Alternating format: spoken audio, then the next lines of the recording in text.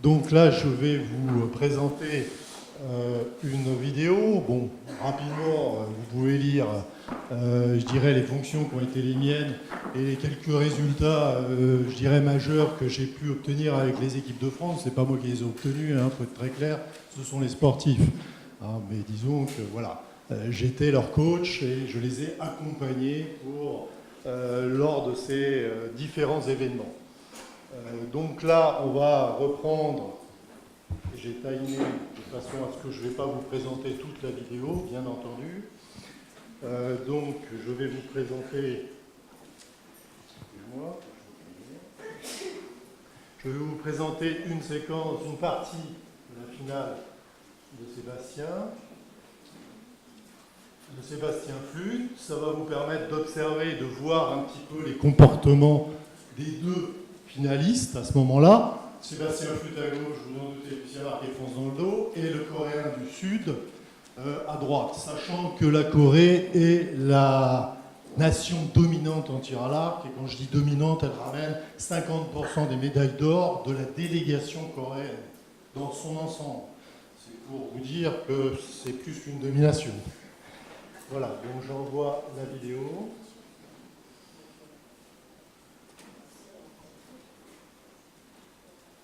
Flèches. Le titre olympique se joue sur 3 flèches, alors que les deux hommes, pour en arriver là, ont déjà tiré 201 flèches. Les 3 dernières ont été partagées.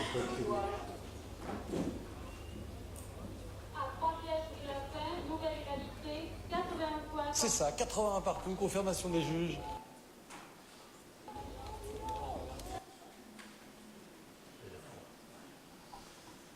Bon, c'est pas grave. Quatrième tour, 3 flèches pour désigner.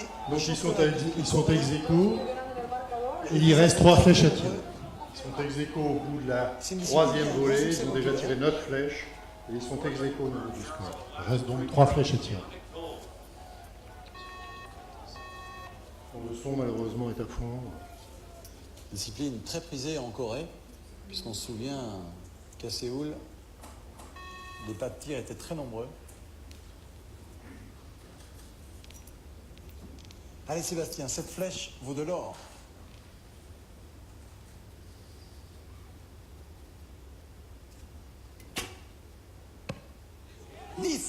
C'est sûrement un 10. 70 mètres. La distance est de 70 mètres et le 10 correspond à un CD de musique. À peu près. Compte tenu des conditions atmosphériques du vent qui peut éventuellement interférer sur la trajectoire de la flèche. Digne d'une arrivée d'étape du Tour de France.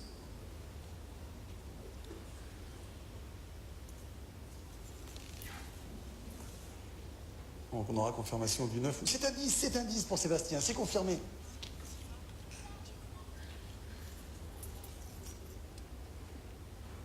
Je ne souhaite surtout pas la défaite de l'adversaire. Oh là là là là, il a craqué. C'est un 8. 2 points d'avance pour Sébastien, 2 flèches de la fin. 2 points d'avance pour Sébastien. Cette flèche vaut de l'or à nouveau. Allez. Oui, en plein centre. 10 et 10, 20.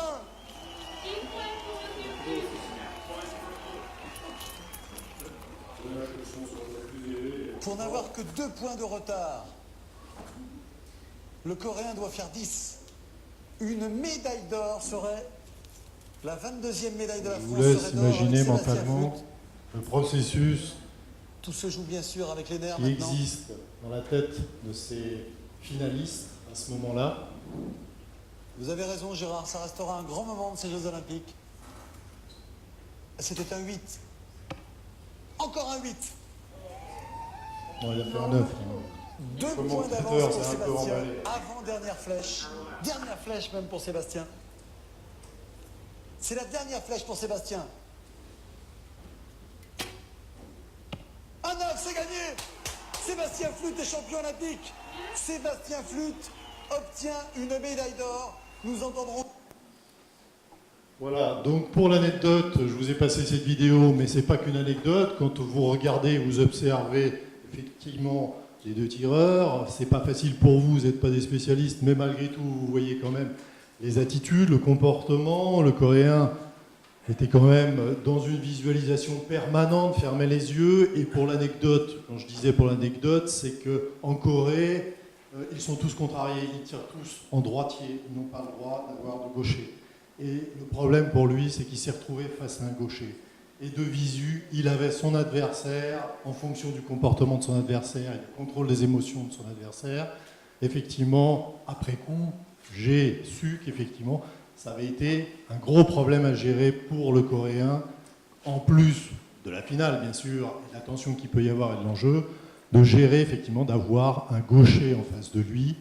Et de fait, qu'est-ce qu'ils ont fait, les Coréens? Eh bien, ils se sont entraînés face à des glaces pour le championnat d'après, le championnat du monde d'après. Parce que de toute façon, ils n'ont pas de gaucher, donc à partir de là, ils ont mis leur tireur en face de glace pour qu'ils aient une image et un retour systématiquement de quelqu'un en face d'eux avec effectivement un visage, même si c'est leur visage. Donc voilà, pour l'anecdote. Donc maintenant, je vais passer aux témoignages qui ont été réalisés le jour de l'or, qui ont été réalisés par l'INSEP, qui ont interviewé donc Sébastien et moi-même. Et dans le discours, ça va vous permettre d'avoir quelques éléments d'information sur l'état mental dans lequel il pouvait être, ainsi que moi, l'analyse que j'en ai en tant qu'entraîneur. Donc ça, Sébastien.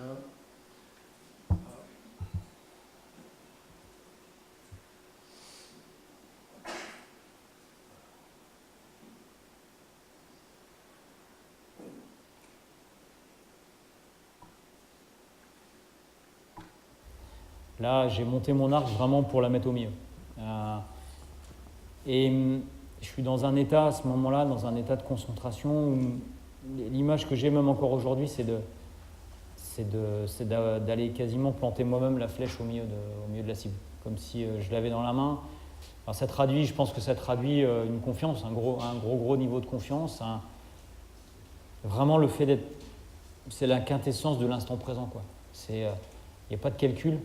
C'est juste l'essence du mouvement, l'essence de la concentration. Et c'est à la fois hyper simple, parce que je pense que c'est peut-être, j'en sais rien, je vais peut-être dire une énorme connerie, mais c'est peut-être la millionième fois que je vais faire ce geste-là. C'est le résultat pour moi, de 11 ans de tir à l'arc, de 9 ans de tir à l'arc, de 20 ans de vie. Et voilà, et on est là, on est dans l'instant, et j'arrive à faire le tri de tout ça pour rester sur le fait de bien tirer ma flèche avec une envie folle de la coller au milieu, quoi. Je suis pas serein, mais en même temps je me dis pas est-ce que je vais y arriver. Je suis dans l'instant, je construis, je monte mon arc et je suis je suis pas sur le dixième de seconde d'après, je suis vraiment dans l'instant, je suis dans ce que j'ai à faire. À ce moment-là, j'ai mis une flèche au milieu et c'est pas que je suis presque surpris de tout ce qui se passe après, mais en fait, à ce moment-là, j'y avais pas forcément pensé. Pour moi, c'était ça, c'était de mettre ma flèche au milieu. Et après, advienne que pourra, et là, bon, après, là, c'est... Et là, bon, après, là, c'est... Voilà, donc ça vous permet d'évaluer un petit peu l'état mental et de concentration dans lequel il était. Il a mis un certain temps à redescendre, bien entendu. C'était un élément, comme il le dit, il a l'impression d'être presque... Bon, il ne l'a pas dit, c'est moi qui vais le dire après, donc je ne le dis pas tout de suite. Mais ça permet de mesurer et de voir et de faire ce lien, je dirais, avec la très haute performance par rapport à tout ce dont on parle, les sportifs, les jeunes sportifs à haut potentiel. Un jour, on l'espère, et si on est réunis ici aujourd'hui, c'est pour qu'ils deviennent un jour des champions comme Sébastien Flûte et d'autres. Je dis Sébastien Flûte parce que je m'en suis occupé, mais il y en a bien d'autres. Donc là, je vais vous passer maintenant ce que moi j'ai pu dire lors de cette...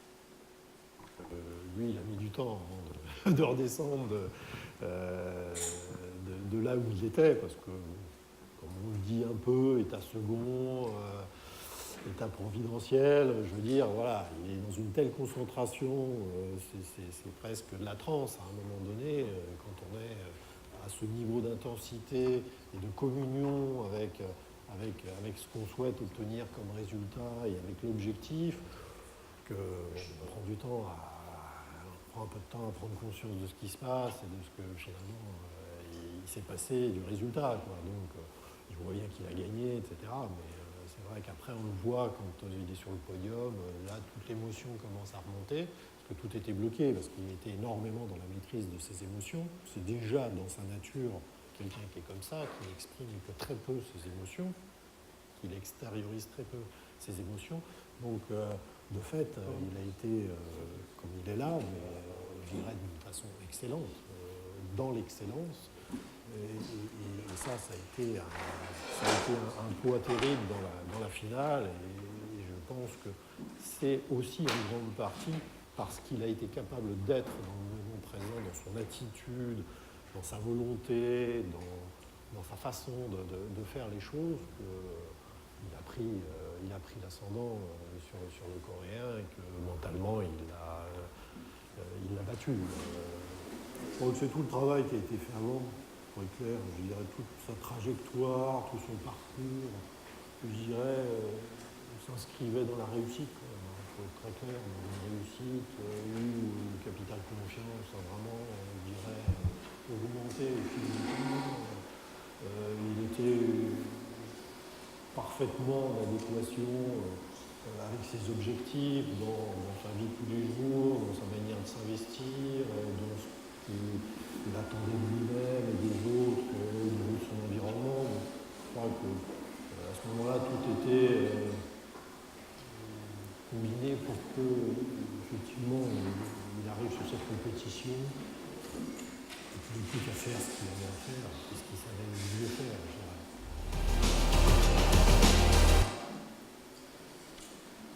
Ok, voilà, désolé pour le son. Malgré le fond, il était un peu faiblard. Je ne sais pas si vous avez tous entendu ou pas. J'espère. Donc par rapport à ça, avant de conclure et de passer la parole donc, à Hubert et être dans les temps, toute la démarche qui a été faite quand j'ai eu l'occasion à l'époque d'être nommé au poste d'entraîneur national des France Seniors, j'avais déjà eu les équipes de France Junior et l'approche a été effectivement l'unicité de l'individu dans l'approche. Moi j'avais connu en tant qu'archer par le passé le modèle analytique où effectivement on est découpé dans tous les sens, on passe son temps à faire que de la technique, etc.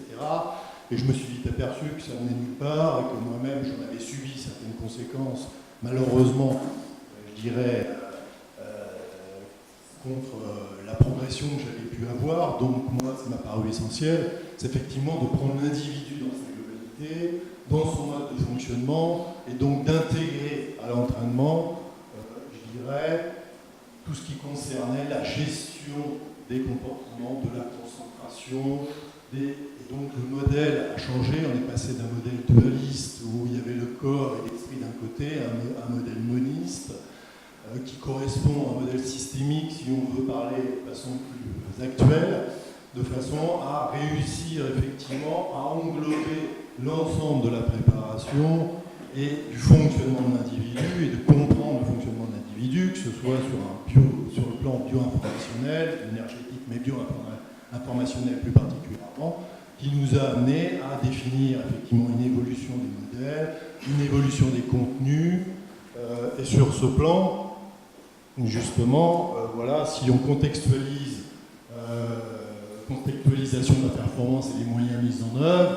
bon, après, il faut savoir que la performance, c'est pas juste à l'instant T la préparation mentale de l'archer ou du sportif, quel qu'il soit. C'est aussi, je dirais, toute une organisation, tout un contexte autour de lui qui va l'amener à s'adapter, à fonctionner aussi d'une certaine manière et à prendre en compte les contraintes qu'il peut y avoir et les exigences et les niveaux d'exigence qu'il peut y avoir et qu'on peut attendre de lui. Donc un dispositif où on a écrit des finalités du haut niveau, des conventions entre les sportifs et la fédération dans lesquelles les objectifs étaient définis. Bon, un certain nombre d'éléments, des définitions des objectifs, bien sûr, le mode de sélection, très important aussi, le mode de sélection, et pas sans incidence sur la manière dont le sportif va se préparer, avec les différentes étapes qu'il va y avoir derrière. Donc tout ça joue et interfère automatiquement sur la manière dont il pense, dont il se représente effectivement sa progression pour atteindre l'objectif. La médiatisation des partenaires, bien sûr, le partenariat peut interférer, donc ça aussi il faut en tenir compte et savoir la maîtrise qu'il faut en avoir, jusqu'où la méthodologie d'entraînement. On a revu toute la terminologie d'entraînement parce que derrière ça redéfinissait, je dirais, les contenus. On est passé effectivement de la technique à la stratégie de tir, de la stratégie de compétition, de la stratégie d'entraînement à la stratégie de compétition. Tout ça définissait des nouveaux contenus au niveau des entraînements. Et bon, après, l'adaptation des situations de tir, carnet d'entraînement, le questionnement, l'écoute active, l'auto-évaluation, parce que la priorité pour un archer, c'était le qualitatif, avant le quantitatif. Le quantitatif, certes, il faut en faire, mais s'il n'y a pas de qualitatif, le quantitatif ne sert à rien. Par expérience, on l'a testé, il y en a plein qui l'ont testé, quand on fait des milliers de flèches par jour, et qui n'ont absolument obtenu aucun résultat supplémentaire. Donc, comment on définit qualitatif? Il faut le définir, les différentes étapes qui vont permettre d'automatiser et d'arriver finalement à ce que Sébastien Flûte a dit tout à l'heure. La quintessence, il est juste là pour exprimer sa motivation et son envie qui est en lui de réussir et d'atteindre l'objectif. Voilà. Et sur ce, je vais passer la parole à Hubert, qui va vous expliquer ce qui se passe dans la tête des champions et éventuellement des coachs.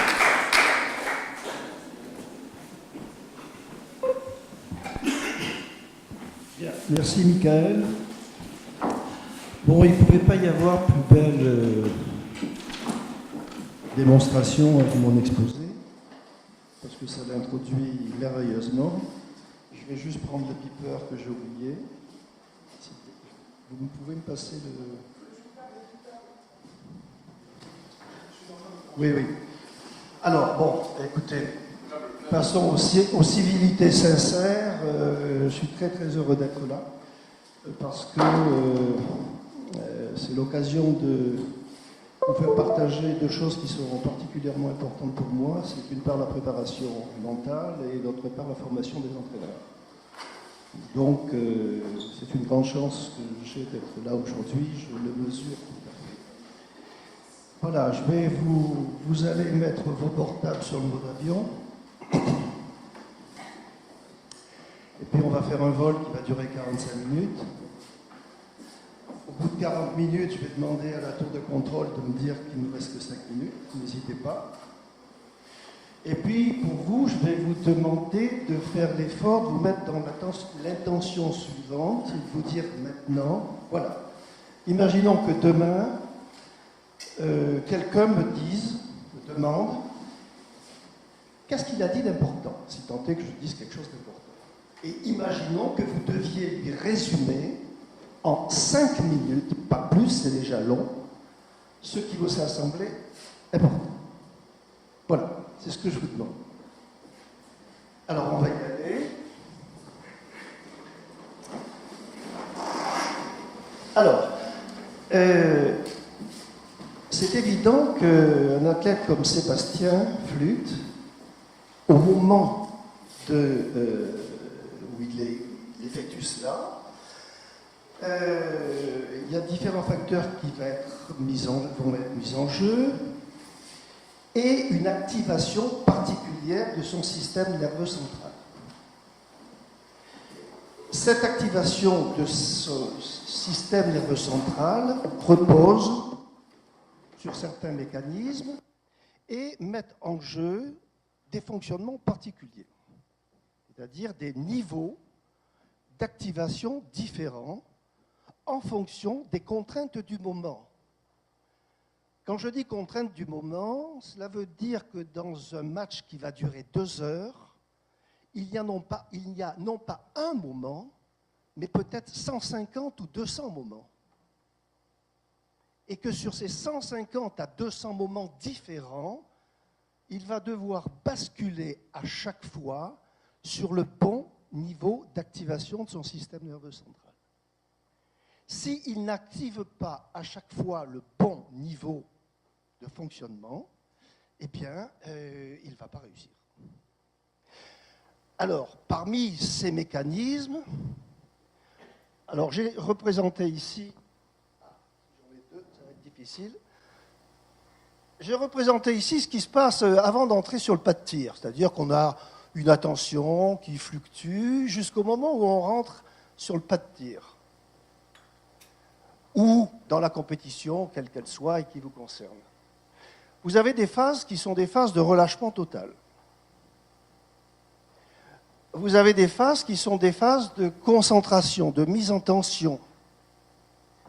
Mais il y a différents niveaux de concentration qui vont dépendre des caractéristiques de l'épreuve. On est concentré d'une certaine façon lorsque l'on rentre sur le pas de tir. Lorsque l'on se prépare on prépare son arme et ainsi de suite, on rentre dans un autre état. Lorsque l'on est à quelques secondes du début, on est encore dans un autre état et ainsi de suite.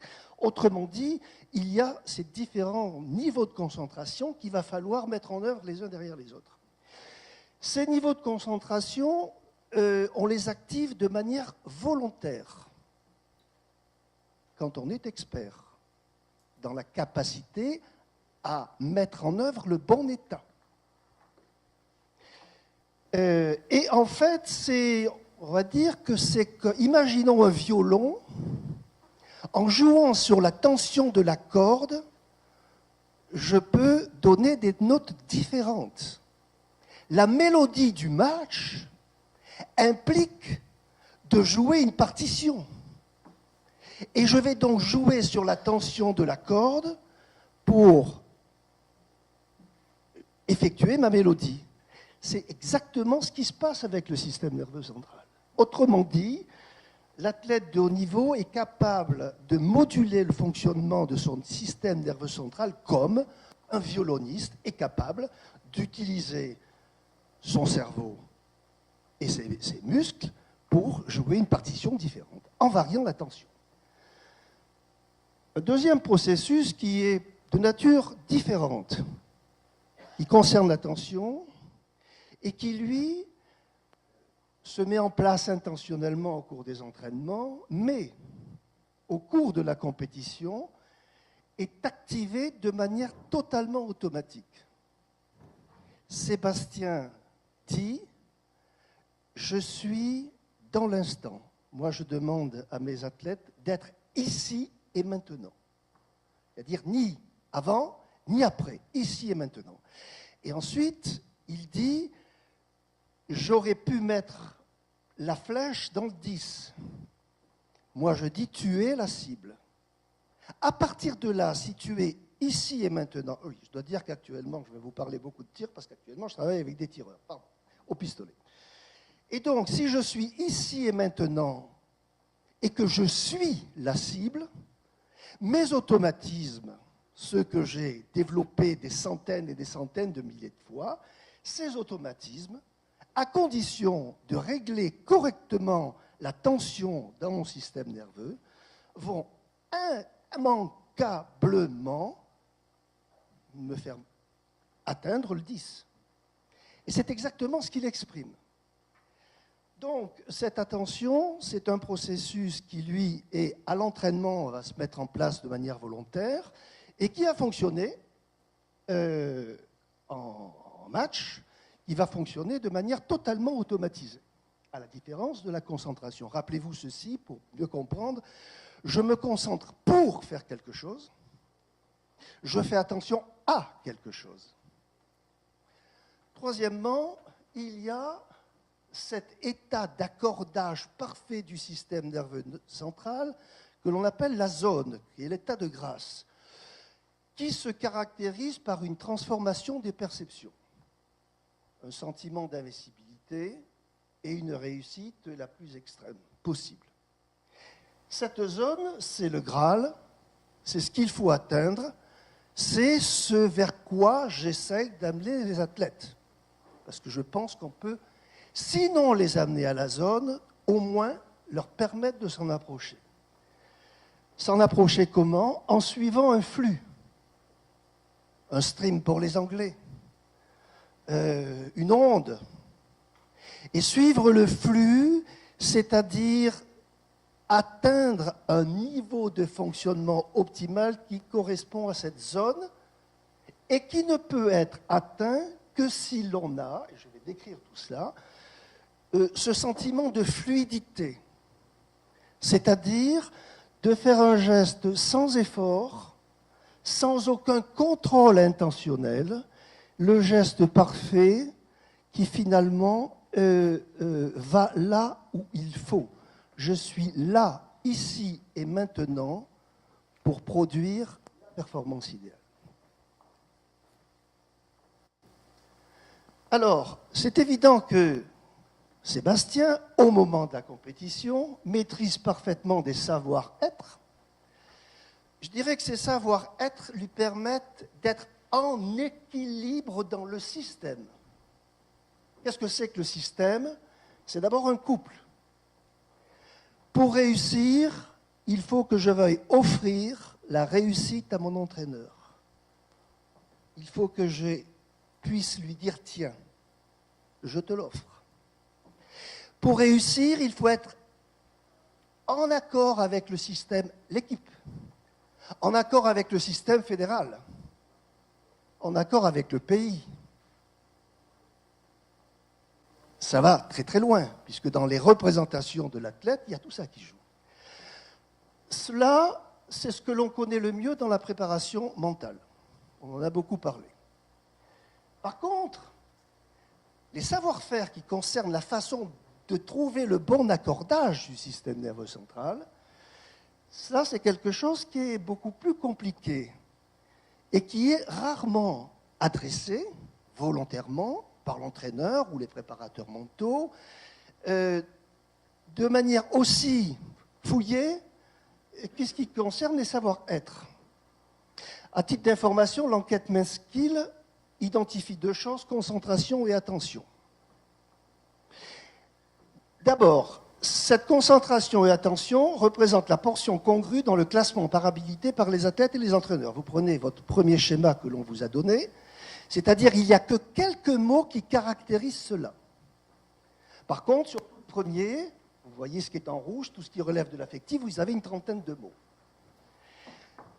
Je mets l'accent sur quelque chose qui est très important, c'est la façon dont nous sommes capables de décrire et de catégoriser nos sensations. L'œnologue avertit a une quinzaine, vingtaine de décrypteurs pour décrire un bon vin. Et si sa performance est de décrire le bon vin, il y arrivera mieux que le non-expert. L'esquimau a une trentaine de mots pour décrire le blanc. C'est important qu'il puisse décrire le blanc, parce que selon la couleur du blanc, cela veut dire que ça va entraîner un certain nombre d'événements climatiques et qui risquent de le mettre en danger. Nous avons un mot, le blanc. Autrement dit, les descripteurs que nous avons rendent compte de la façon dont on maîtrise le système. J'insiste parce que ça fait partie, ce sont des éléments importants dans ce qui va concerner la façon d'accorder le système nerveux central. On voit que 16% des entraîneurs accordent de l'importance à ceci. C'est peu. Rapidement, un match de tennis se joue en 5-7. Il y a quelques dizaines de milliers de balles. Si l'un était meilleur que l'autre, on le saurait, il n'y aurait pas besoin de faire 5-7 et quelques dizaines de milliers de balles, ou centaines ou milliers de balles. Le match se joue, dans ces cas-là, sur 4 à 5 balles. Statistiquement, c'est toujours le même qui gagne. C'est plus fréquemment un tel qu'un tel. S'il était meilleur que lui, que l'autre, il gagnerait plus vite. Qu'est-ce qui s'est passé? C'est que lui a commuté le bon rapport, la bonne tension au bon moment. Et il y a 16% seulement des entraîneurs qui accordent l'importance. Et là, on voit ceci, 36% des sportifs qui accordent de l'importance. Vous voyez que là, il y a un petit décalage qui mérite réflexion. Alors, maintenant, ce système nerveux, il fonctionne de manière absolument remarquable dans la mesure où, lorsqu'on le place dans des contraintes auxquelles il n'a pas l'habitude d'être confronté, il va développer des routines qui sont des routines adaptatives. Par exemple, la routine que met en jeu un tireur à la carabine en skate, c'est-à-dire c'est une activité où vous avez des pigeons d'argile avec des trajectoires qui sont définies et constantes. Et le tireur, dans d'autres types de tireurs qui travaillent sur la fosse, c'est-à-dire qui, au lieu de tirer sur des trajectoires fixes, vont jouer sur des trajectoires variables. On pourrait dire que c'est la même activité. Pour le système nerveux central, c'est différent. Ici, vous avez une courbe du fonctionnement du système nerveux central où, à partir d'un enregistrement électroencéphalographique, et qui montre qu'il y a une alerte, il y a le stimulus composante exogène qui va attirer l'attention, puis une orientation automatique de l'attention, et ici, il va y avoir une détection des inadéquations pile 300 millisecondes après le début après le signal, le départ du palais.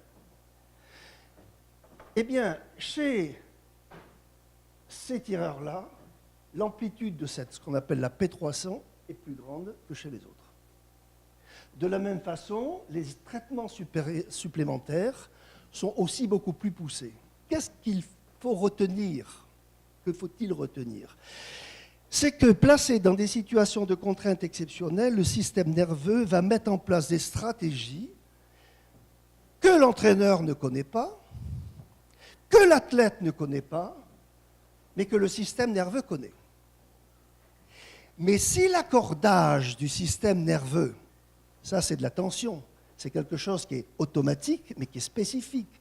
Si l'accordage du système nerveux n'est pas correct, c'est-à-dire la tension sur la corde du violon n'est pas correcte, vous avez une fausse note.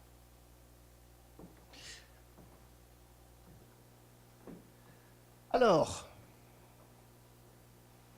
globalement, la meilleure image, c'est de dire ceci. Il y a un certain nombre de mécanismes.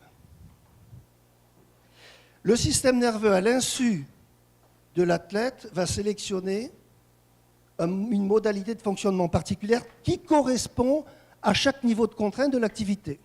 Mais dans une activité, en 1 heure, on peut basculer 50 fois.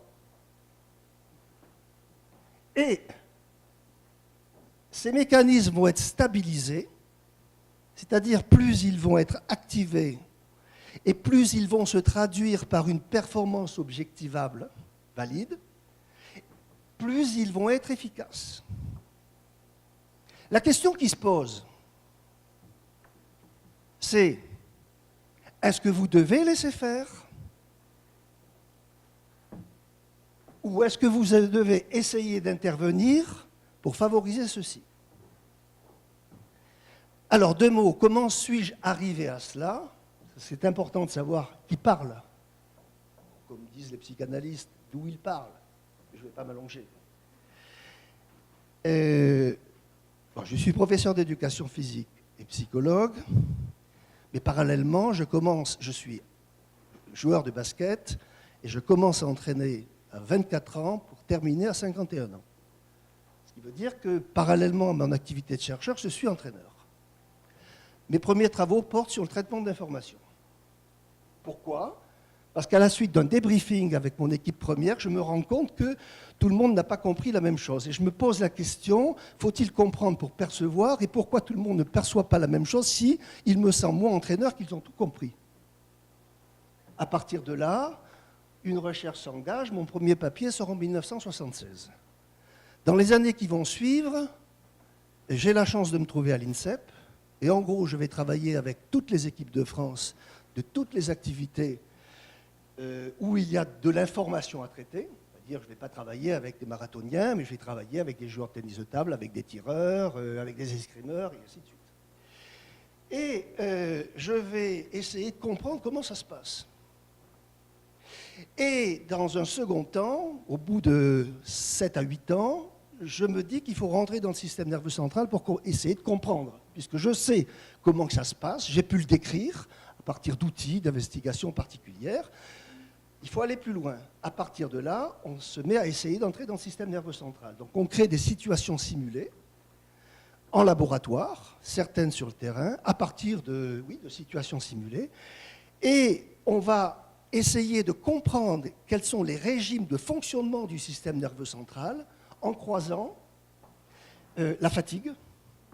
Qu'est-ce qui se passe lorsqu'on fatigue quelqu'un physiquement? Qu'est-ce qui se passe lorsqu'on le fatigue mentalement? Par rapport à son état de forme, les indicateurs que nous donnent les médecins du dessus, par rapport à tous les paramètres que l'on va rencontrer dans la vie. Et également, on va se poser la question, si je donne une consigne, si je donne une image mentale, est-ce que ça va changer le processus?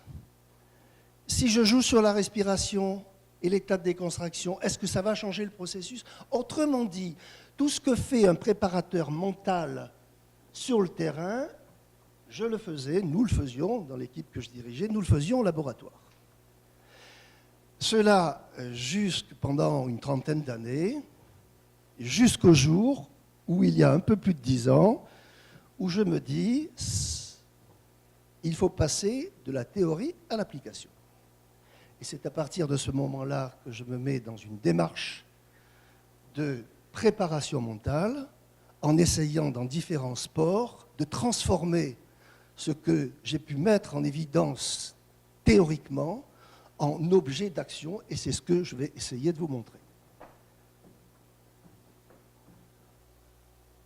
Alors, entrer dans le système nerveux central, eh bien, c'est difficile parce que l'entraîneur, d'une manière générale, se dit « Mon domaine est celui des habiletés motrices, mais mon domaine n'est pas celui des habiletés mentales. » Le fonctionnement du système nerveux central est trop complexe pour que j'ose m'y aventurer. Après tout, je ne veux pas jouer les apprentis sorciers, je crains de mettre en place quelque chose que je ne peux pas contrôler. Et enfin, j'ai peur de perturber l'athlète en injectant des mécanismes, c'est-à-dire une hyper-rationalité. Parce que pour rentrer dans le système nerveux central, le préparateur mental ne peut pas rentrer une électrode. Il rentre des intentions, il rentre des symboles, il rentre des représentations. Il n'a rien d'autre à sa disposition. Et donc, il rentre une certaine forme de rationalité. Et je vous ai dit tout à l'heure, Sébastien est très bon parce qu'au moment du tir, il est ici et maintenant et totalement en automatisme. Et si je t'avais dit cela, tu m'aurais dit, mais attends, je ne vais quand même pas le perturber, je ne vais pas aller lui dire au moment de la finale, entre deux flèches, fais ceci et cela. Très, très compliqué. Mais malgré tout, je pense que l'on peut y arriver. Et s'il y a une chose, demain, lorsqu'on vous demandera qu'est-ce qu'il vous a raconté, vous direz une chose au moins. Il nous a dit que le développement des habiletés mentales sont du registre de l'entraîneur. Il doit s'y impliquer de la même manière qu'il s'implique dans le développement des habiletés motrices. C'est votre tâche et c'est ce que vous devez faire. Alors, juste pour caractériser les états sur lesquels on va jouer. Je vous ai dit que c'était un système adapté aux contraintes. Ça, c'est un autre exemple sur la poursuite visuelle de la balle où, je ne vais pas rentrer dans les détails, mais les joueurs font quelque chose qui est tout à fait différent de ce que vous pouvez penser, sauf si vous avez lu quelques papiers spécialisés. Le cerveau va mettre en place une routine qui n'est pas celle que lui enseigne l'entraîneur, et qui est une routine qui lui permet de frapper sur une balle. Alors que cette balle atteint des vitesses angulaires de 250 à 300 degrés par seconde, et que sa capacité de poursuite, de tracking, d'une balle avec son œil est d'environ 70 degrés par seconde. D'accord? Bon. Alors, ces mécanismes-là, ils doivent être parfaitement automatisés. Sinon, ça ne fonctionne pas. Mais ils sont sous la dépendance de ce que j'appelle les états modifiés de conscience, c'est-à-dire ce qui permet l'accordage, qui va faciliter ou non faciliter. Pour que nous soyons bien d'accord sur les concepts, j'ai repéré ici ce sur quoi je vais travailler, c'est-à-dire le niveau de concentration, le niveau d'attention, la fluidité mentale, le flow et la zone, qui sont les concepts que je vous ai présentés au départ. Alors la concentration, je vous ai dit, c'est quelque chose qui est non spécifique. C'est un rapport au monde qui est parfaitement accordé. J'ouvre, je m'organise, je mets le niveau de tension qui correspond à la contrainte du moment. Maïra Monchipour dit sur le ring, j'étais sur un nuage, dans un état d'extra-lucidité, je voyais mon adversaire, je sentais respiration, ce n'était pas de la dispersion, non, une lucidité exceptionnelle, je me sentais invulnérable, on ne s'en rend compte qu'après. Cela, c'est en jouant sur le niveau de concentration que l'on peut aller vers. On n'atteint jamais un état, on y va par petits pas. Deuxièmement, j'ai dit l'attention, c'est un processus qui, lui, est automatique, mais qui fonctionne, qui a un certain nombre de caractéristiques. Concentration et attention, ils ont deux caractéristiques. Une caractéristique, c'est que la longévité n'est pas grande. Si vous êtes 2 heures sur un pas de tir, vous n'êtes pas concentré 2 heures et vous n'êtes pas attentif 2 heures. Autrement dit, il va falloir avoir des parties on et des parties off. La deuxième chose, la tête l'expert est quelqu'un qui est capable de changer de focus. Étroit, large en permanence en fonction des contraintes de la situation. Et la troisième chose, c'est qu'il est capable de flexibilité attentionnelle. C'est-à-dire, si j'attire son attention à un endroit, parce qu'il va avoir une information, je le prépare à accueillir cette information et que je lui envoie l'information de l'autre côté, le temps, le coût, son coût, va être inférieur au coût chez un athlète qui n'est pas spécialiste, et son bénéfice, lorsque je lui donne la bonne information, est supérieur. Autrement dit, une adaptabilité dont l'individu n'a pas conscience. Troisième chose que je vais évoquer, oui, alors l'attention, je vais passer là, parce que vous aurez les slides après. Troisième point, la fluidité. C'est un concept qui est extrêmement difficile à concevoir, y compris pour les athlètes. La fluidité, c'est ce sentiment d'aisance qui fait qu'en tir, le bras va là où il doit aller, comme si il y avait un aimant qui attirait la main sur un pendule parfaitement huilé, où tous les rouages ont été calibrés auparavant. C'est quelque chose qui se travaille, qui prend des mois et des mois.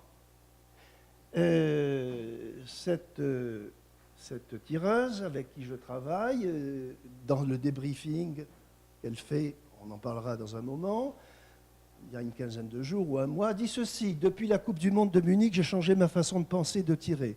Je ne veux plus qu'on me parle de technique en match et je recherche la fluidité. Je tire complètement détendu, y compris le serrage de la crosse. Je me concentre sur la fluidité. Je respire bien avant de monter le bras, je me détends et une fois le bras en l'air, je ne pense plus à rien, simplement à tenir jusqu'à ce que le coup parte. Dans ce match, j'ai vécu le moment présent, série après série, coup après coup. Il y a autant de routines différentes qu'il y a d'intentions qui sont décrites ici. Dernière chose, l'état de grâce. Alors ça se passe de commentaires. J'ai connu l'état de grâce, dit Franck Dumoulin, pour la médaille d'or de Sydney, une intensité de la première balle à la dernière balle, avec un engagement total, une sensibilité extrême. Rien ne m'échappait. Oui, je gambadais, je courais à 200 à l'heure au bord d'un ravin. Mes émotions étaient phénoménales. Vécu pleinement, je pouvais tout tenter. Et Laura Flessel dit ceci: je me suis senti dans un état second J'avais le sentiment de préparer tellement bien une action que je l'exécutais au ralenti, transformation des perceptions, cela au point de penser avoir un temps de retard tant il me semblait que j'allais doucement, que mon bras allait à 2 à l'heure comme chez une débutante. Mais non, j'étais la seule à toucher, c'était donc que j'étais très rapide. Cette sensation ne m'arrive que dans les grandes compétitions. Elle est tellement surprenante qu'il m'arrive de regarder mon entraîneur pour me rassurer. Alors j'ai longuement travaillé avec ces personnes, ces champions d'exception qui ont eu ces états modifiés de conscience que j'ai décrits dans un certain nombre d'ouvrages pour essayer de comprendre comment ça se met en place, comment ça s'organise. Une chose est certaine, lorsque cet état a été connu une fois, sauf si c'est en fin de carrière, j'ai un cas où la personne a 32 ans, champion olympique, c'est un judoka d'ailleurs, il y a des judokas dans la salle, mais les autres, ceux qui le connaissent assez jeunes, à partir du moment où c'est connu une fois, eh bien, ça va être reproduit.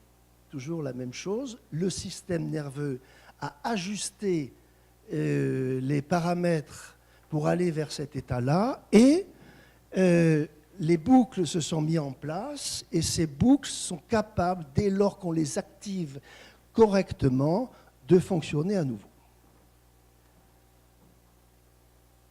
Alors, à partir de maintenant, on va rentrer dans le côté applicatif de la chose. Je ne vous demande pas de reproduire ce que je vous dis. Je vous demande simplement d'essayer de me comprendre, d'essayer de comprendre la finalité de ce travail-là. Bien sûr, vous ne pouvez pas mettre en place ce que je vais vous dire parce que vos conditions sont différentes, parce que vous êtes dans des activités très différentes, parce que vous avez des formations différentes, mais au moins que ce que je vais vous dire génère chez vous le questionnement. Et si vous êtes convaincu que ce que je vous dis a un peu de sens, essayez de voir comment dans vos activités, vous pouvez vous organiser pour aller vers cela. Premièrement, vous devez identifier les contraintes, en termes de charge de traitement, de l'activité enseignée. Je vais vous montrer comment, après, parce qu'on va reprendre tous ces points sous forme d'exercice. Deuxièmement, vous devez identifier la singularité de votre athlète, c'est-à-dire ses points forts et ses points faibles du point de vue de la gestion mentale. Moi, quand je découvre un athlète que je ne connais pas, je demande, si possible, ses vidéos, si c'est des résultats chiffrés, ses résultats chiffrés, et j'analyse des séries. Et j'essaye de comprendre dans les séries, est-ce que l'athlète est bonne au début de la compète ? Est-ce qu'elle s'écroule à un moment donné? Lorsqu'elle fait une erreur, est-ce qu'elle en enchaîne une autre? Est-ce qu'elle a besoin d'être en retard ou est-ce qu'elle a besoin d'être en avance? C'est-à-dire, quelle est sa typologie? Donc, je mets en relation ce que je suppose des contraintes de l'activité et je mets cela en relation avec ce que j'essaie d'observer de la singularité de l'athlète. À partir de là, je vais construire avec l'athlète, si possible avec un préparateur mental, et tout le monde n'en a pas, je vais construire des routines mentales compte tenu des points 1 et 2. Je vais venir sur la routine mentale. Troisièmement, je vais inclure les routines mentales dans le programme d'entraînement. Cinquièmement, je vais solliciter ces routines en simulant tout ou partie de la compétition. C'est-à-dire, je peux prendre telle partie de la compétition, la simuler, et mettre en œuvre la routine. Enfin, important, je vais évaluer les sensations. C'est-à-dire, je vais le questionner. C'est-à-dire son sentiment de confort ou d'inconfort. Oui, je me suis senti bien, oui, je sens la routine, mais le résultat n'est pas bon. Donc, également, avec les sensations, les résultats chiffrés de la performance. Et enfin, si les routines sont efficaces, on va les automatiser. Alors, prenons un cas ce sur quoi je travaille actuellement, plutôt que de prendre ce que je faisais il y a quelque temps, je prends ce que je fais actuellement. C'est une épreuve où vous avez un tireur qui se trouve à 25 mètres, qui doit tirer sur 5 cibles, dans un temps qui est limité à 8 secondes, à 6 secondes ou à 4 secondes. Dès qu'il a sorti lorsqu'il a fait une série, il va avoir un certain temps extrêmement court, 1 minute, pendant lequel il va se préparer à une autre série. Pendant ce temps très court, il peut soit décider de sortir pour parler avec son entraîneur, pour boire un coup, mais 1 minute, et en plus, il va falloir qu'il se remette en place.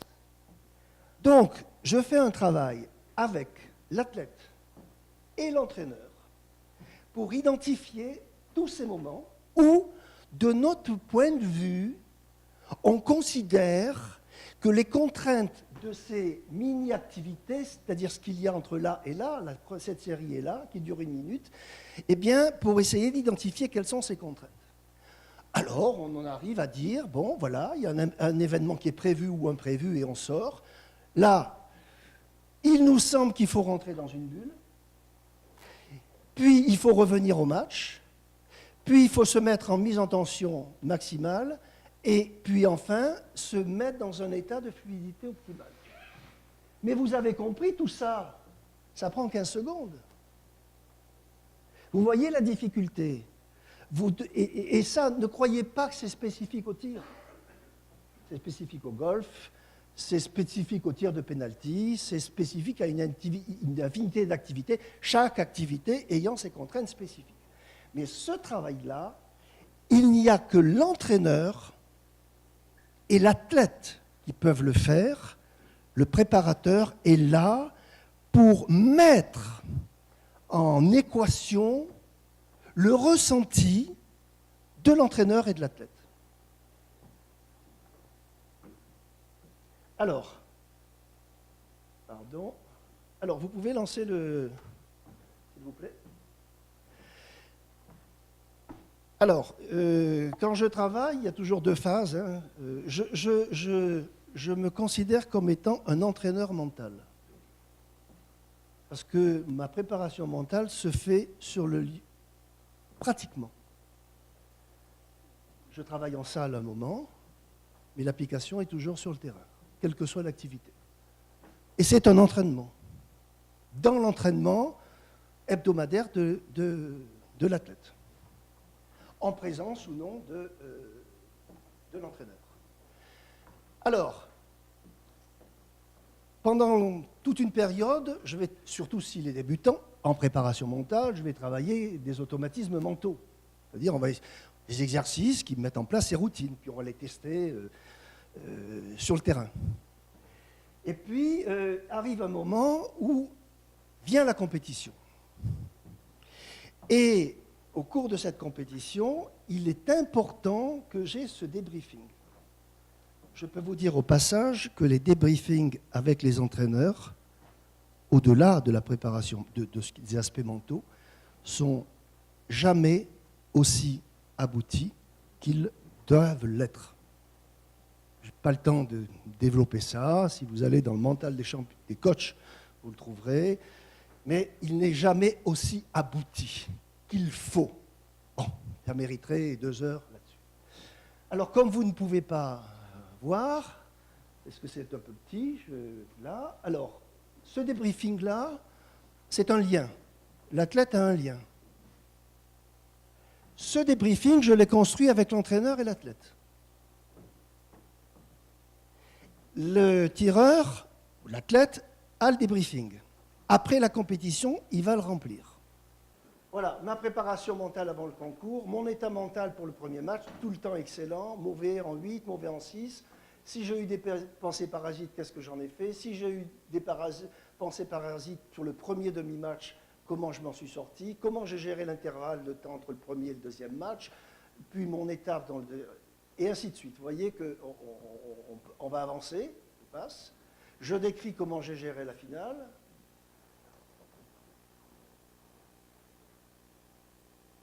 J'exprime mon sentiment d'ensemble sur la façon dont s'est passée cette compétition. Quels mots caractérisent le mieux mes impressions? J'exprime ce que je vais entreprendre pour m'améliorer, ma façon de me préparer afin de réussir la prochaine compétition.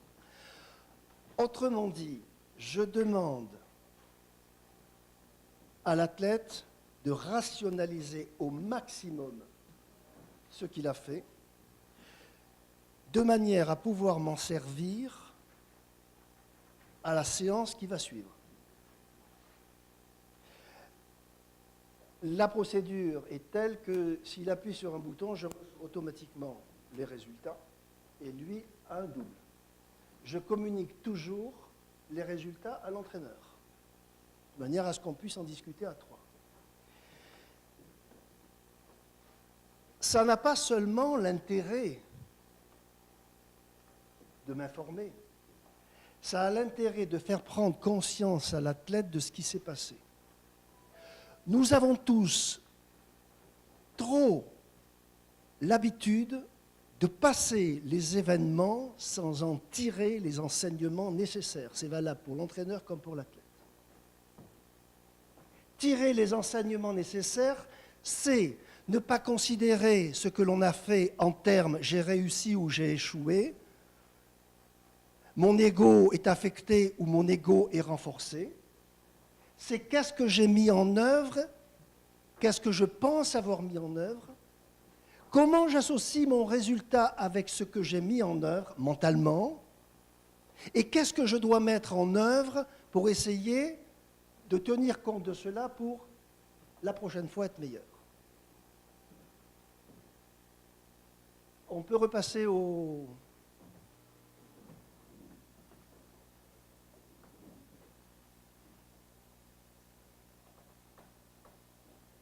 Encore.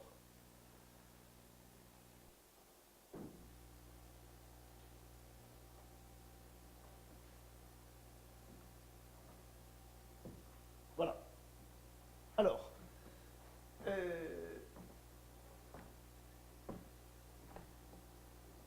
au passage,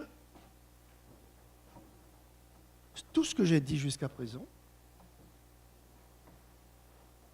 vous êtes tout à fait en mesure de le faire. Plus ou moins bien.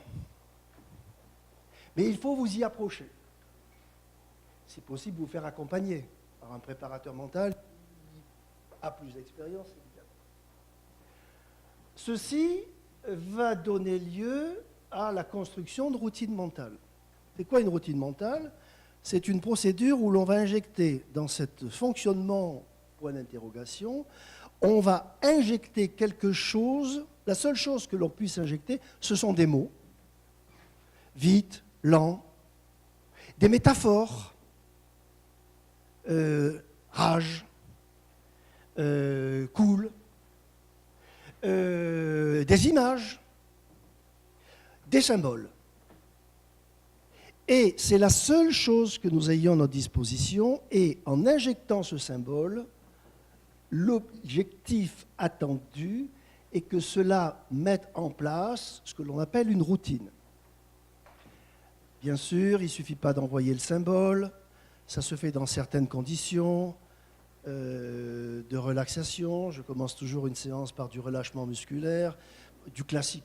Là, c'est du classique de préparation mentale, du relâchement musculaire, de la relaxation, de la respiration profonde, un certain nombre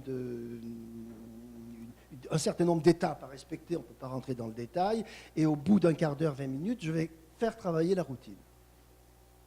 La routine, en l'occurrence, là, je l'élabore avec l'athlète. Puisque la question qu'il me posait ce jour-là, c'est, lorsque je sors, comment je me rentre, comment je me remets dans le match puisque j'ai qu'une minute? Quelle est la meilleure façon? Et surtout lorsque je sors de manière imprévue. Alors, voilà en quoi on est arrivé, sur la base de ce que j'avais écrit précédemment. Bien, on va entrer dans sa bulle, on va mettre en place une routine avec une respiration profonde de type abdominal et une image relaxante. Pour revenir au match, on va essayer de faire monter le curseur attentionnel. Quand je dis le curseur, c'est que je lui demande d'imaginer qu'il a un flotteur.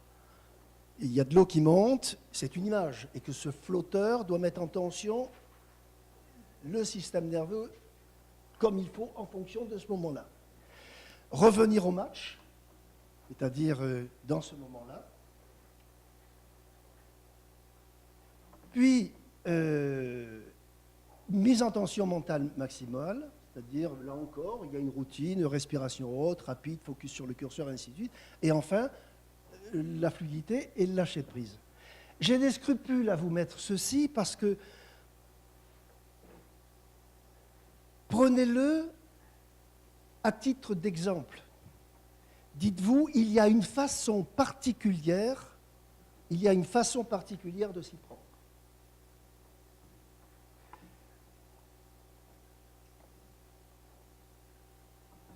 Alors, cette routine donne lieu à des résultats chiffrés, à des sensations, et soit vous abandonnez la routine, soit vous la faites évoluer.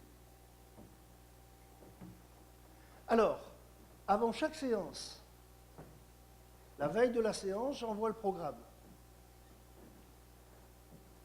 Si j'envoie ce programme-là, c'est parce que dans son dernier match, il me dit ceci.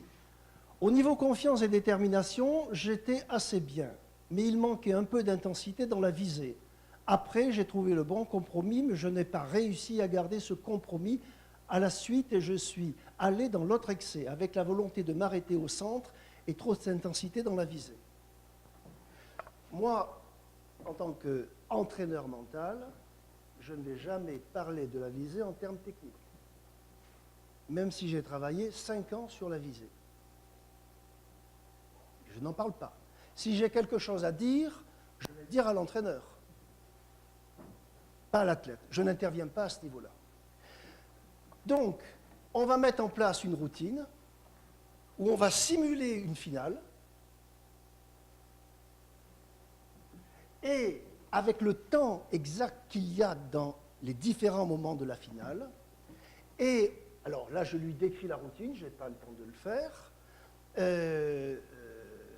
À la suite de cette mise en place de la routine, on a joué cette finale. Pour bien simuler le côté difficile d'une sortie qu'on ne maîtrise pas, dans le peu de temps qu'il a, dans la minute qu'il va avoir, ça c'est une finale, donc on a plus qu'une minute. En moyenne, il y a 2 minutes et demie entre chaque série. Il est devant son micro, il pose son arme, il résout ce problème.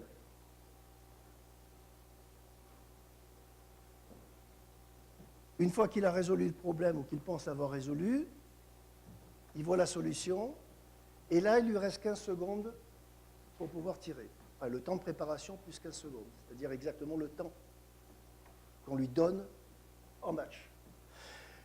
Je calibre mes paroles, je calibre le temps, je calibre l'intonation, la façon de commander, comme si nous étions en finale.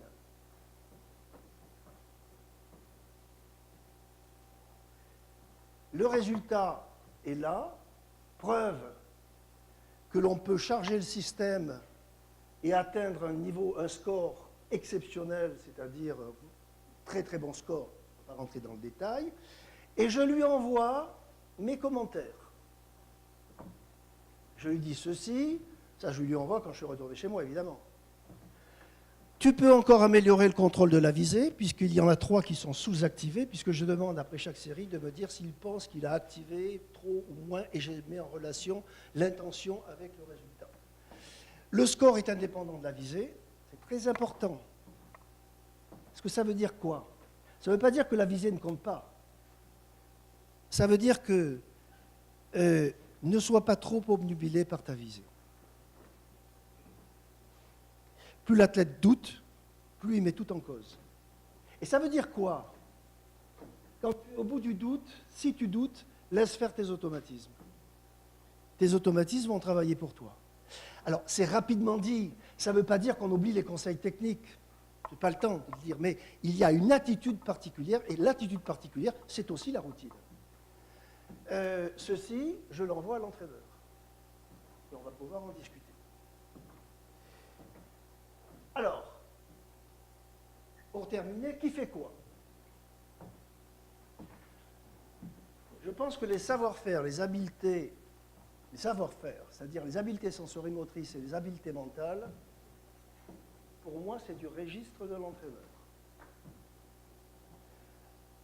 Si vous admettez que cela se met en œuvre sur le terrain, n'allez pas demander à un préparateur mental frais et moulu de 24 ans, qui ne connaît rien à la discipline, souvent, c'est normal, parce qu'on peut passer à toutes les disciplines, qui n'a pas les épaules nécessaires pour pouvoir diriger un entraînement alors qu'il est entouré par un champion olympique et un deuxième au championnat du monde.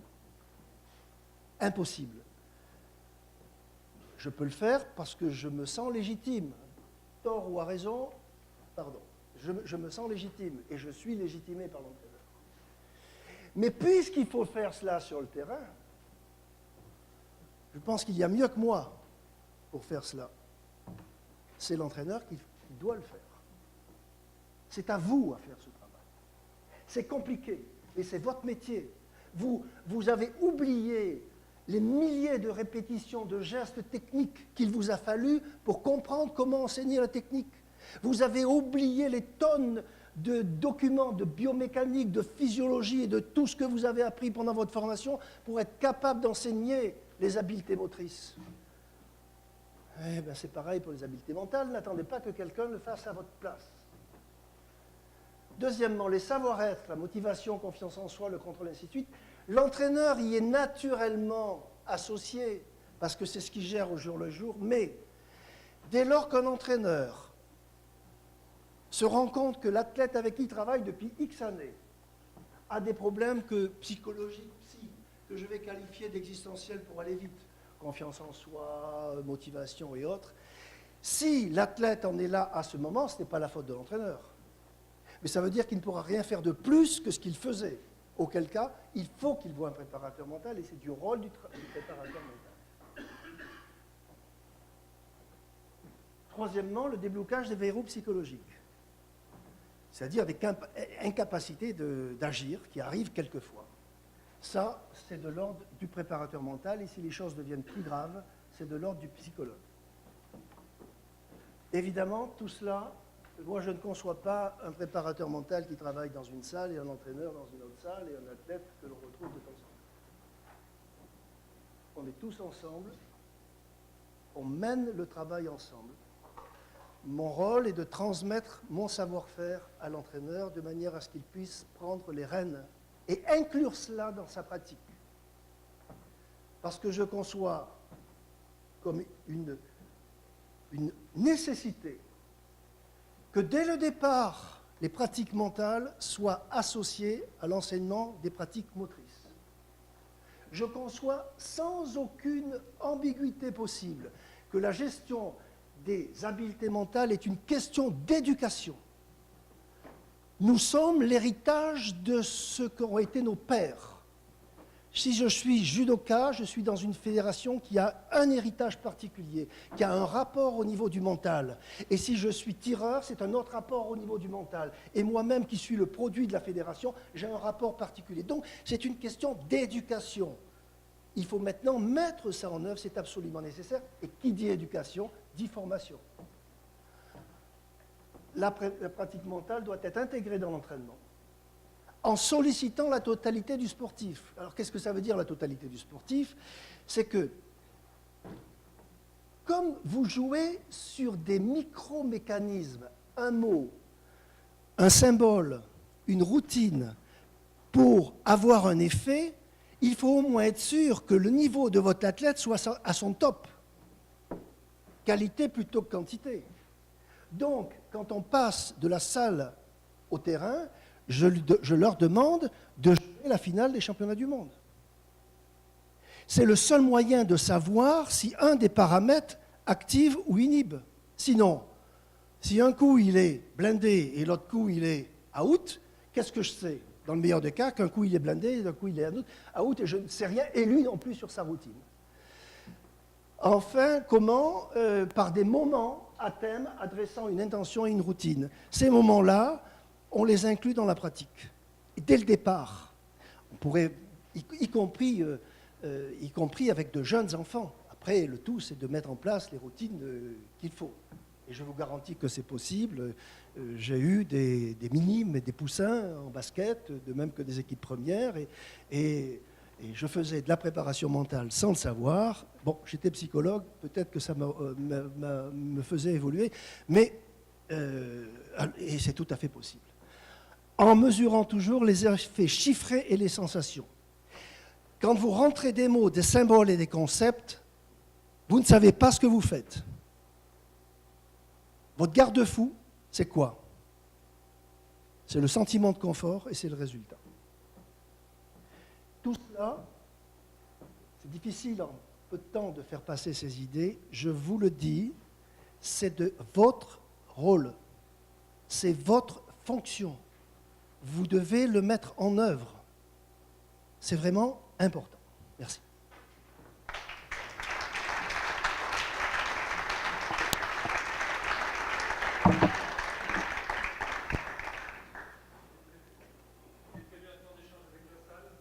Je ne sais pas, vous demandez au chairman.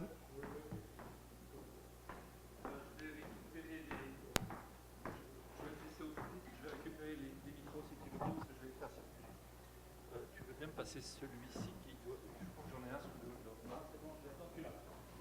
Bien. Eh bien, je crois qu'il y a un monsieur qui a levé la main. Vous voulez bien vous signaler? Je vais faire passer les micros.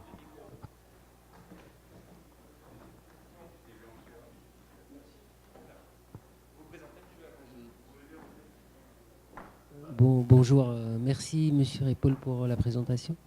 Je vais vous poser juste. C'est une proposition, après à vous de voir, c'est une question. De revenir sur le slide juste où on voit les intervenants autour qui se mettent au diapason du sportif pour atteindre ce niveau de performance, s'il est souhaité par le sportif, bien évidemment. Moi, j'aimerais bien ajouter une brique qui est l'entourage du sportif. Je vous propose d'ajouter une brique qui s'intéresse à l'entourage du sportif. Proche, parce qu'aujourd'hui on est dans des phénomènes de transfert, d'enjeux financiers, de plein de choses, où il y a des éléments qui nous sortent de partout. Moi, préparateur mental que je suis, je vois ce qui pourrait se passer. Et l'axe d'éducation dont vous parlez, de la gestion des habilités mentales, on parle d'éducation, donc on parle de famille, de parents, d'entourage très proche. D'où, s'ils ne sont pas au diapason, aussi bien d'entraîneur que du préparateur mental, on va avoir des difficultés à avancer, en fait. Oui, mais je vous ai dit au départ que la performance dépend de l'équilibre dans le système. L'équilibre dans le système, c'est mes parents, c'est ma maîtresse, c'est ma femme qui ne veut pas que je voie ma maîtresse, c'est tout ça. À moi, dans ce système hyper complexe, de faire mon équilibre. C'est évident que les parents y sont, mais si je rajoute les parents, je rajoute la fédération. Dans l'équilibre de l'équipe de France en 98, il y avait l'équipe. Et oui, et grâce à l'équipe, c'est une des raisons pour laquelle la France a gagné, de mon point de vue. Bon, il y a de la qualité là derrière. Donc, vous avez raison, mais là, je m'intéresse, moi, à un trio, un athlète, un entraîneur, un accompagnant. Voilà ce que j'ai voulu décrire. Merci. D'autres questions? Vous vous présentez d'abord. Et vous présentez. Je suis sûre que c'est grave. Merci Monsieur Ripoll. En tous les cas, c'est une intervention qui me parle sur le terrain. J'avais l'impression d'être un ovni. Mais en tous les cas, au quotidien, dans l'accompagnement des sportifs, cette dimension, je dirais, psycho-affective est importante pour qu'il y ait un équilibre. Cet équilibre, en fait, dans un système, comme vous dites, est forcément en lien avec l'éducation, avec ce qui nous a été, ce qui a été à l'origine notre identité même, donc en lien avec tout ce qui est en lien, je dirais, avec les mémoires, certaines mémoires qui ne nous appartiennent pas forcément. En tous les cas, ce qui est important, c'est dès lors qu'il y a une dissonance dans ces différentes parties qui font qu'il y a un équilibre, dès lors qu'il y a une dissonance, c'est quelque chose qui dysfonctionne. Et forcément, il y a des conséquences sur le résultat. Alors, je suis tout à fait d'accord. Le fait que je n'en ai pas parlé ne veut pas dire que je n'y accorde pas d'importance, mais j'ai axé sur quelque chose qui est obscur dans les pratiques mentales et qui n'est pas adressé, c'est ce que je voulais vous dire. pour vous donner une idée de ma façon de fonctionner, si un entraîneur me demande d'intervenir avec son athlète, je vais accepter à la condition de faire un audit de l'entraîneur et de l'athlète. À partir de là, on peut avancer ou non. Si un athlète me sollicite, et ça arrive souvent, je refuse toujours. Je lui demande de voir son entraîneur et de venir ensemble. J'ai des exemples, de nombreux exemples, de personnes qui ont eu des podiums olympiques ou des podiums mondiaux et qui ont travaillé avec des préparateurs mentaux à l'insu de leur entraîneur. Bon, voilà, donc la dimension, et je vous ai dit, et je commence par cela, ça me paraît important, il faut que l'athlète veuille offrir sa médaille, bien sûr à sa famille, à ses accompagnants, mais il faut qu'il veuille offrir sa pratique, sa médaille. Merci. Et je vous rejoins en fait. Sophia Jovette disait, si j'ai confiance en toi et que tu as confiance en moi, alors nous pouvons avancer. Elle le dit autrement, mais en gros ça veut dire ça. Tout à fait d'accord. Bien sûr. Merci beaucoup. Merci, notre intervention, bien sûr. Oui, j'y vais. N'oubliez pas de vous présenter, sinon je suis obligé de photographier les badges, ça peut paraître délicat parfois. Bonjour, Anne Hill, enseignante-chercheur en sciences du sport et du mouvement humain à Toulouse. J'ai une question sur la diapo qui fait quoi dans la prépa mentale. Vous avez distingué les habiletés mentales d'une part, qui doivent être plutôt développées par l'entraîneur, et les savoir-être d'autre part, en mettant dans les savoir-être, je n'ai pas eu le temps de tout lire, mais la motivation, la gestion des émotions, me semble-t-il. Et je me demandais donc qu'est-ce que vous mettez exactement dans les habiletés mentales, parce que moi j'aurais mis aussi ça dans des habiletés mentales, et notamment dans les routines. Il peut y avoir certaines parties de la routine qui peut justement concerner une gestion d'émotions ou par exemple. Alors, dans un de mes schémas, alors les schémas sont toujours schématiques, forcément. Et dans une des slides précédentes, j'ai bien dit que toute cette question d'identification de comment on passe des états supposés intervenir à la compétition à la routine mentale, c'est quelque chose qu'il faut bâtir avec un préparateur mental. Actuellement, les entraîneurs ne sont pas formés pour. Donc il y a un travail de formation, et le meilleur travail de formation qui soit, outre la formation académique, c'est sur le terrain que cela se passe, avec le préparateur mental. La dernière année, pendant 6 mois, l'entraîneur a participé à toutes les séances. Il était volontaire, bien entendu. Alors maintenant, la question qui peut être sous-jacente à ceci, ce n'est pas celle que vous voulez soulever, mais elle est sous-jacente, c'est de dire, mais et le job des préparateurs mentaux? Le gagne-pain, il est où? Parce que c'est une question économique. Dans ma proposition, il y a plus de travail pour les préparateurs mentaux qu'il y en a actuellement. Pourquoi?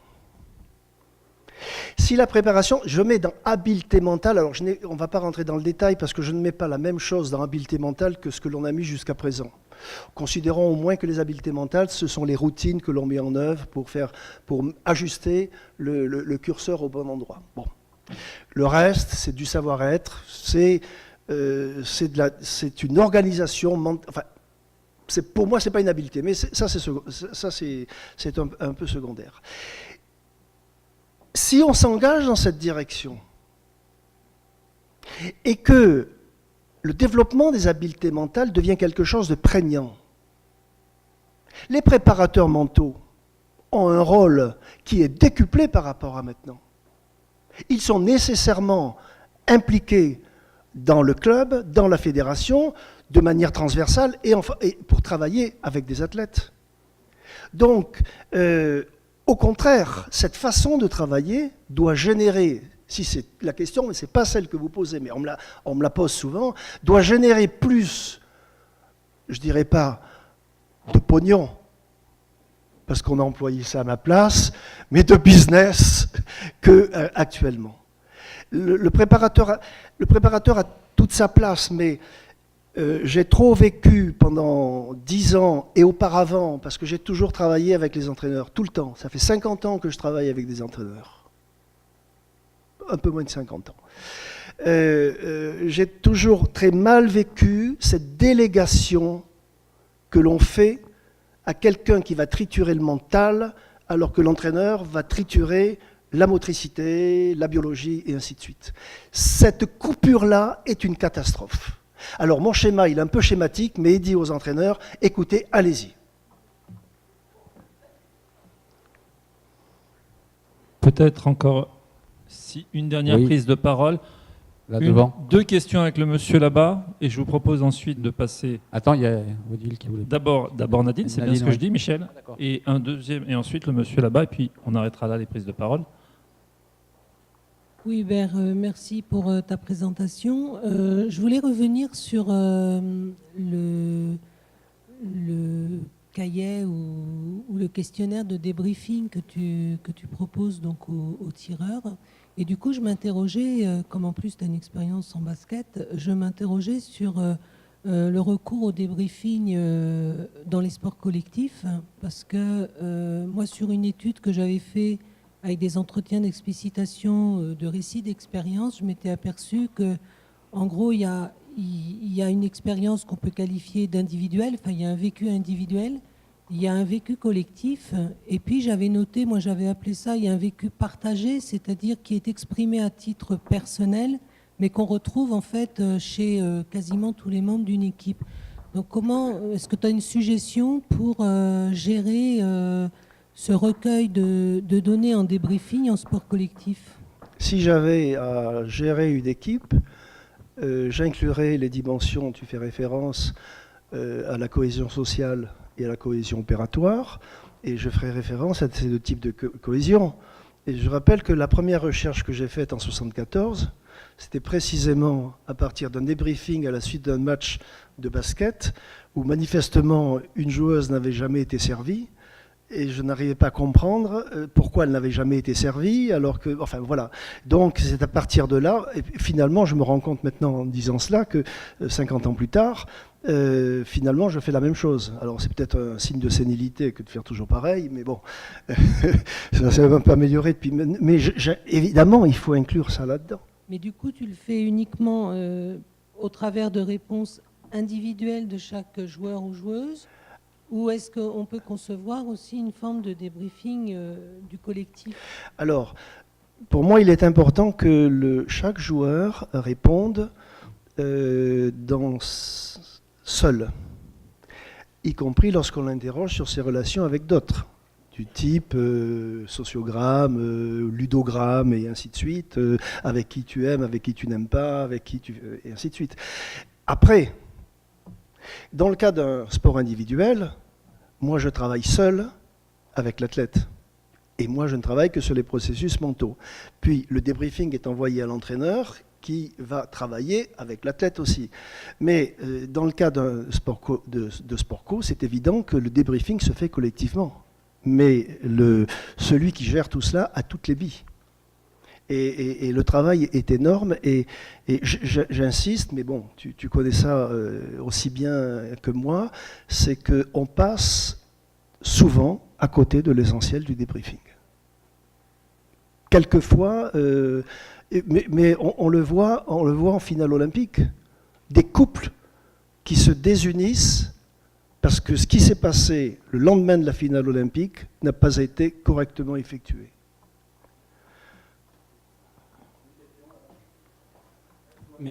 Merci pour votre intervention. Vincent Lecroller, je m'occupe du pôle France hockey à l'INSEP. Il y avait deux points qui m'interpellaient, et puis du coup ça va amener ma question. Nadine disait ce matin que l'athlète, plus il monte dans son expertise, plus il va être acteur de son projet de performance. Du coup, ça me parle pas mal, et ce qui m'interpellait dans votre intervention, c'est là vous témoignez du fait que quand c'est un athlète qui vient vous solliciter, vous ne lui répondez pas favorablement si ce n'est pas une décision qui vient de l'entraîneur. Ma question, dans la mesure où on a aussi abordé rapidement ce matin le fait que la préparation mentale intégrée, finalement tout entraîneur le fait, plus ou moins consciemment, comment on peut prévenir des dérives d'un entraîneur qui le ferait inconsciemment et de manière peut-être un peu néfastes et comment on peut protéger les athlètes qui sont dans la construction de leur projet si l'entraîneur ne veut pas y prendre part de ce côté-là. Comment, vous pouvez, la fin, j'ai pas bien entendu. Comment protéger l'athlète dans la construction de son projet si l'entraîneur n'est pas favorable au développement d'une préparation mentale?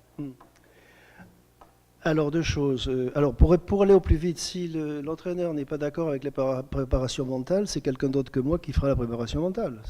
Ça, c'est aussi clair. Donc, je ne me pose même pas la question. Je ne vis pas de la préparation mentale, donc je peux me permettre de refuser ou d'accepter si ça me semble jouable dans l'intérêt de l'athlète. Quel est l'intérêt de l'athlète pour moi? Certes, je suis payé pour essayer, avec l'entraîneur, d'en faire un champion ou une championne, mais avant cela, ce qui m'intéresse, c'est d'aider à la construction d'un homme ou d'une femme. Ce ne sont pas des mots, hein. Ce ne sont pas des mots. C'est l'équilibre de la personne que je recherche avant la performance. Et puis parce que je sais que si j'atteins l'équilibre de la personne, si elle atteint son équilibre, la performance sera là. Ensuite, s'il y a un différend avec l'entraîneur, c'est une des questions. Oui. Qui porte soit, si ça porte sur l'intérêt de la préparation mentale, si l'entraîneur n'est pas disposé, moi j'ai fait un audit avec l'entraîneur. Si déjà il a refusé l'audit, je n'y vais pas. Et de toute façon, je n'y vais que si c'est l'entraîneur qui vient me voir et pas l'athlète. À partir de là, la première chose dans cet audit, j'essaye de voir comment fonctionne le couple. Et en fonction de la façon dont fonctionne le couple, avant d'intervenir, concrètement, je m'assure que tous les obstacles, les principaux obstacles soient levés. Je m'en assure, y compris en demandant de faire seul, isolément, à tous les deux et sans moi, un certain nombre de choses. Et de revenir me voir s'ils pensent avoir résolu le problème. C'est-à-dire que je ne veux même pas intervenir. Je ne suis pas un psychothérapeute. Je suis psychologue de formation, mais je ne suis pas payé pour faire de la psychothérapie. Je suis payé pour m'occuper de quelqu'un qu'il faut mettre en équilibre pour utiliser au mieux ses rouages mentaux. Point barre. Pour utiliser au mieux ses rouages mentaux, il faut qu'il soit en phase, en empathie avec l'entraîneur. Si je vois un dysfonctionnement, je leur dis, voilà où est le dysfonctionnement, réglez le dysfonctionnement. Si vous le réglez, on attaque. Après, ils peuvent toujours aller chercher quelqu'un d'autre. Hein. Merci. Moi, je ne peux travailler que dans certaines conditions et j'ai la chance de pouvoir travailler pour le plaisir. Je ne vais pas m'en priver. Merci Hubert, bravo pour toutes les interventions, merci. Donc Jean-Raymond qui va maintenant passer à la conclusion de cette journée, merci. Merci Michel. Bon, tout d'abord, au nom du directeur d'établissement qui est pris par d'autres obligations professionnelles, j'ai le plaisir de remercier l'ensemble des intervenants cet après-midi, Rémi, Doug, Renato, Michael Nérol et Hubert. Merci pour la qualité de vos interventions. Je pense qu'elles étaient extrêmement éclairantes. Moi, je voulais vraiment très brièvement, puisque je pense qu'on a eu quand même des travaux qui ont été de qualité et puis assez longs, terminer sur 2 points. Tout d'abord, je voulais revenir moi sur le débat qui a eu lieu en atelier ce matin sur le handi. Il y a eu un débat de qualité. Il y avait 2 choses que je voulais préciser. C'est que il y a sans doute une préparation mentale intégrée pour les athlètes handi. Bien oui, c'est nécessaire, ça s'impose. Il y a une complexité supplémentaire. Alors, du point de vue notamment, enfin de l'ensemble des gens qui étaient présents, c'est qu'il y a sans doute des intervenants, des acteurs qui sont présents, l'assistant de vie qui est là, qui accompagne souvent l'athlète, le guide dans certaines activités physiques, et je dirais aussi la présence d'un coach qui peut être valide et qui n'est pas nécessairement tout le temps dans la juste émotion. Il y a nécessairement, c'est lié parfaitement à notre culture, je crois que ça a été effectivement évoqué, lorsqu'on voit quelqu'un qui est finalement, dans une situation, dans un fauteuil, une compassion qui n'est pas la bonne émotion. Ça a été souligné par les acteurs présents ce matin. Ce que les athlètes handi attendent de la part des valides, ce n'est pas de la compassion, c'est de l'empathie. C'est la capacité à se mettre à leur place, finalement, et d'être dans la juste émotion. Et d'ailleurs, les personnes qui sont intervenues ce matin ont souligné qu'il y avait effectivement derrière une nécessité de s'accorder le droit à l'erreur. Tu l'as souligné tout à l'heure, Nadine. Ça veut dire qu'effectivement, à un moment donné, on admet aussi que cette difficulté-là de pouvoir être dans la juste émotion, eh ben, elle peut parfois être la cause d'erreurs de jugement. Voilà. Donc ça, c'était un point que je souhaitais préciser parce que j'ai eu le sentiment qu'il fallait aussi compléter l'intervention de ce matin. Le deuxième point, c'est complètement lié à la matinée et à l'après-midi. On a des métiers qui évoluent. Et là, je m'adresse finalement aux gens de ma famille, aux coachs. Nos métiers, ils évoluent. La haute performance, c'est aujourd'hui l'affaire d'acteurs qui sont multiniveaux. D'accord ? On a parlé des parents, mais ça fait longtemps que ça existe, des préparateurs mentaux, des préparateurs physiques, qui sont là maintenant depuis un peu plus longtemps que les préparateurs mentaux, et on ne peut pas penser que la performance, elle doit se découper. Ça veut dire qu'il faut être dans un management de la préparation mentale. Le management, c'est la direction des hommes. Donc, ça a été souligné par Hubert. Voilà. Est-ce qu'aujourd'hui, le coach, c'est celui qui s'occupe juste de la transmission de tout ce qui relève des aspects technico-tactiques, et puis finalement, il en reste là? Ou est-ce que finalement, dans le champ de la haute performance, il va falloir finalement avoir un référent, un généraliste, qui effectivement derrière articule des interventions diverses? Je pense que, en tout cas, c'est dans le champ de la haute performance vers ce quoi on s'achemine, très nécessairement. Il y a une évolution des métiers. Et puis alors, ce qui est évidemment ressort, mais de façon importante, c'est le manque cruel d'une formation adaptée à nos métiers, à nos interventions. Ces interventions expertes, bon, vous avez tous pu apprécier effectivement la démarche, la rigueur qu'il y a, qui anime Hubert effectivement dans son rôle d'entraîneur mental. Bon, c'est pas en consacrant 10% du temps de formation à ces aspects-là qu'effectivement derrière, on sera en mesure effectivement d'avoir des entraîneurs qui sont expérimentés. Voilà. Je vous remercie de votre attention. Je vous souhaite un bon retour dans vos foyers pour ceux qui viennent un peu plus loin. Évidemment, nous reviendrons vers vous avec une synthèse de l'ensemble des travaux qui vous seront communiqués. Et encore merci à tous pour la qualité de votre implication, votre venue aujourd'hui. Ça n'a pas été simple. Merci à vous.